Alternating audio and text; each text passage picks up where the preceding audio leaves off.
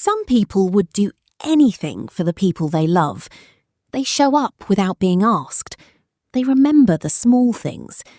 They give time, energy, patience, and grace with an open hand. But the moment those same people are asked to offer even a fraction of that care to themselves, something inside them quietly refuses. This isn't a coincidence, it's a pattern. And understanding where it comes from might be the most important thing you do today. Think about this. A friend calls you late at night. They're spiraling. They say, "I don't know what's wrong with me. I keep messing everything up." And what do? You say, "Hey, stop. You're being too hard on yourself. You're doing your best and that's enough." You mean every word. Now imagine you make a mistake the very next morning. Miss a deadline. Say the wrong thing. Let someone down. What does the voice inside your head say?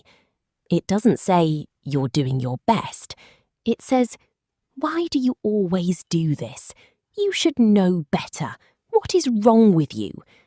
The voice changes entirely.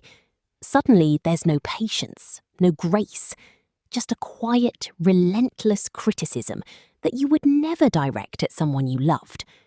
Psychology calls this the self-compassion gap, the wide and painful distance between how we treat others and how we treat ourselves.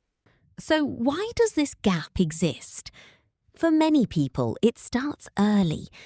Imagine a child who grows up in a home where love isn't freely given, where a parent says, consciously or not, "I'm proud of you when you do well," but goes quiet when you don't. That child learns something deeply. They learn that love is conditional, that it comes when you perform, when you give, when you make others comfortable, when you don't need too much.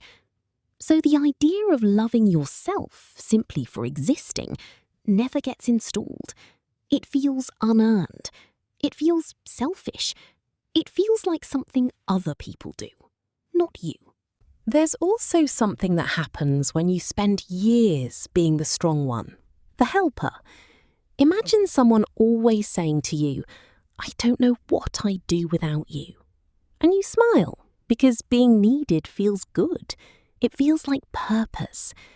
But slowly, quietly, your entire identity gets built around being useful to others. Your worth becomes inseparable from what you provide.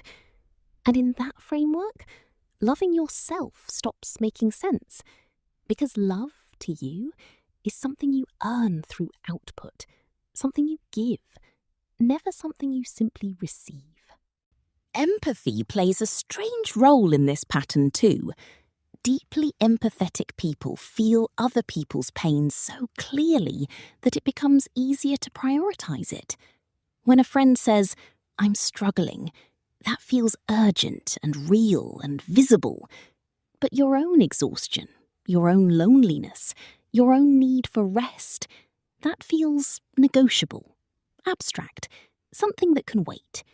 So you keep putting yourself at the back of the line, not because you're weak, but because your sensitivity to others consistently overrides your sensitivity to yourself. And underneath all of this, there is a quiet fear that nobody talks about enough. Loving yourself requires you to look at yourself honestly, to sit with the parts that aren't perfect and decide they are still worthy of care. That's terrifying for someone who was taught that their worth was conditional, because there's a voice that whispers, "What if I look inward and decide the verdict isn't good?" It feels safer to love others, where the result is visible, where you can measure the impact, where you can see that what you gave actually mattered. But here is what psychology consistently shows. People who cannot love themselves do not stop needing love. They simply redirect it outward, constantly, urgently, in the hope that if they give enough, they'll somehow receive enough back to fill the space inside. But it never quite works that way. External love, however generous, cannot substitute for the inner relationship you haven't built with yourself yet. It can add to it, it can complement it, but it cannot replace it. And the people around you feel this more than you might think.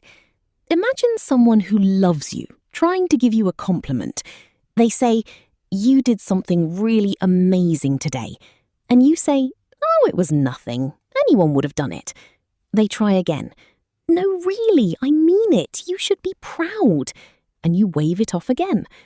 What they feel in that moment isn't frustration, it's helplessness, because they cannot reach you, not because you don't matter to them, but because you haven't yet learned to matter to yourself. Self-love is not what social media has turned it into. It isn't grand gestures or perfect routines. It's much quieter and much harder than that. It's allowing yourself to rest without earning it first. It's catching the voice that says you're not enough and choosing deliberately not to agree. It's saying to yourself what you would say to a friend at midnight who is falling apart. "Hey, stop.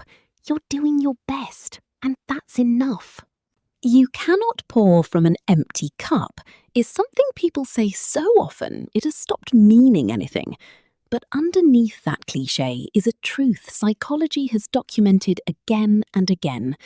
Real giving, the kind that doesn't breed resentment or exhaustion, requires a foundation of self-worth. Without it, helping becomes hiding, and love becomes something you perform rather than something you actually feel. You have spent so long being someone others can count on. Now it's time to become someone you can count on too. So tell me honestly, in the comments, when was the last time you were as kind to yourself as you are to the people you love? If this made you think differently, hit subscribe. We go deeper every day. Don't forget to like the video. It helps more people find messages like this.